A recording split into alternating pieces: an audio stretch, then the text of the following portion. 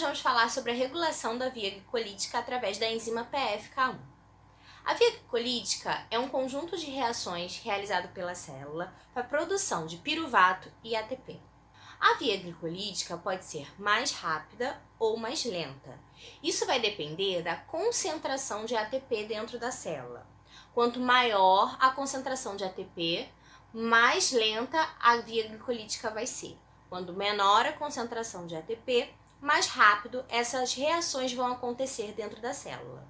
Essa regulação é feita por 3 enzimas, a hexoquinase, a PFK1 e a piruvato quinase. Hoje nós vamos falar sobre a PFK1, como essa enzima faz a via glicolítica acelerar ou reduzir a sua velocidade. Alguns fatores inibem ou ativam a PFK1, fazendo assim com que a via glicolítica seja mais rápida ou mais lenta. Um deles é o ATP.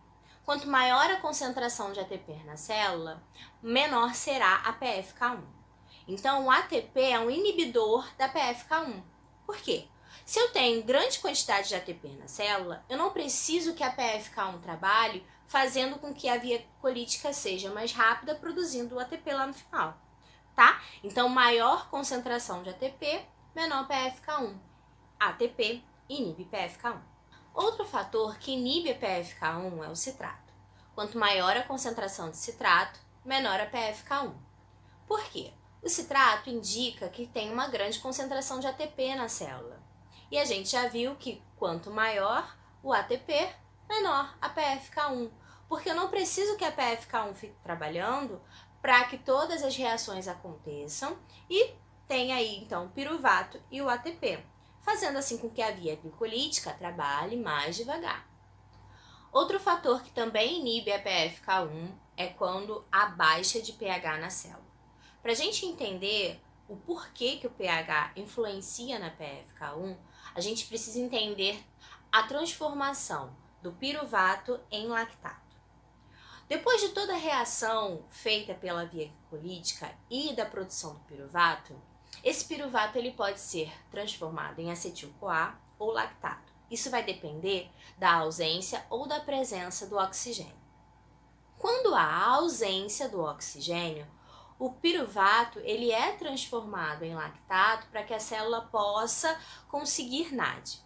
Nessa situação, o pH baixa e a célula começa a entrar em acidose. É por esse motivo que quando o pH baixa, ele interfere lá na PFK1. Porque ele diz assim, PFK1, chega, a gente não precisa mais de piruvato, porque a gente está trabalhando aqui sem oxigênio.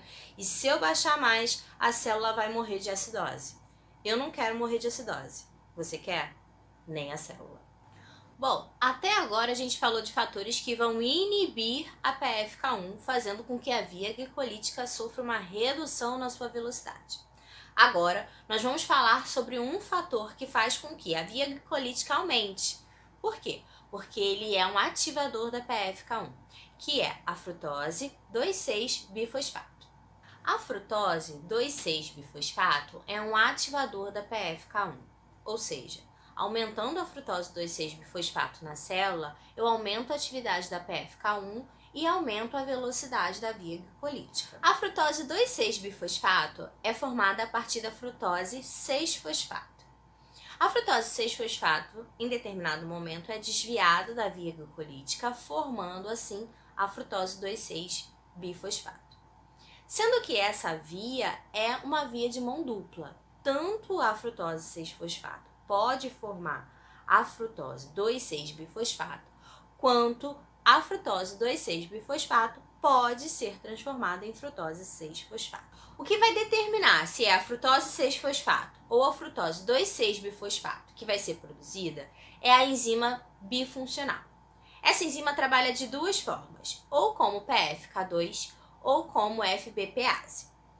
Se a enzima estiver desfosforilada, ela trabalha como PFK2, produzindo a frutose 2,6-bifosfato. Se a enzima estiver fosforilada, ela trabalha como FBPase, produzindo frutose 6-fosfato. Então, se a enzima bifuncional estiver lá com seu fosfato, ela vai trabalhar como FBPase, fazendo assim com que a concentração de frutose 2,6-bifosfato na célula diminua, diminuindo a PFK1 e diminuindo a velocidade da via glicolítica.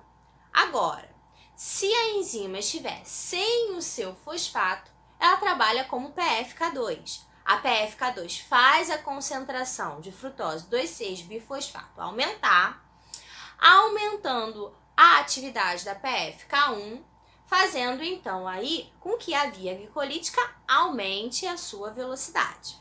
Entendemos que quando a enzima bifuncional está defosforilada, ela trabalha como PFK2, aumentando a concentração de frutose 2,6-bifosfato na célula, ativando assim a PFK1, aumentando a velocidade da via glicolítica, fazendo com que seja produzido mais ATP e mais piruvato. Quando a enzima bifuncional ela está fosforilada, ela trabalha como FBPase, diminuindo a concentração de frutose 2,6-bifosfato na célula, inibindo a PFK1, diminuindo a velocidade da via glicolítica e produzindo assim, então, menos ATP e menos piruvato. O que vai fazer a enzima ficar fosforilada ou defosforilada, trabalhando como FBPase ou PFK2, é a presença de glucagon ou insulina. Na presença de glucagon, a enzima fica fosforilada, trabalhando como FBPase, diminuindo assim a velocidade da via glicolítica.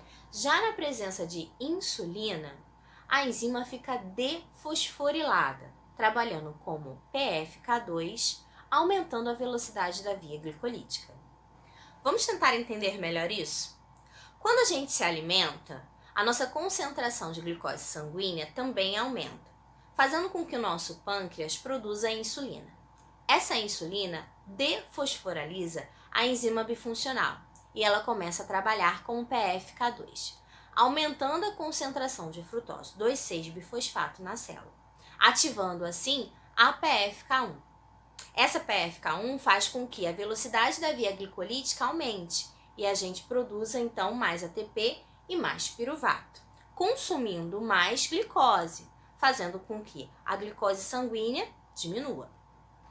Mas e quando a gente fica muito tempo sem comer? No jejum acontece ao contrário.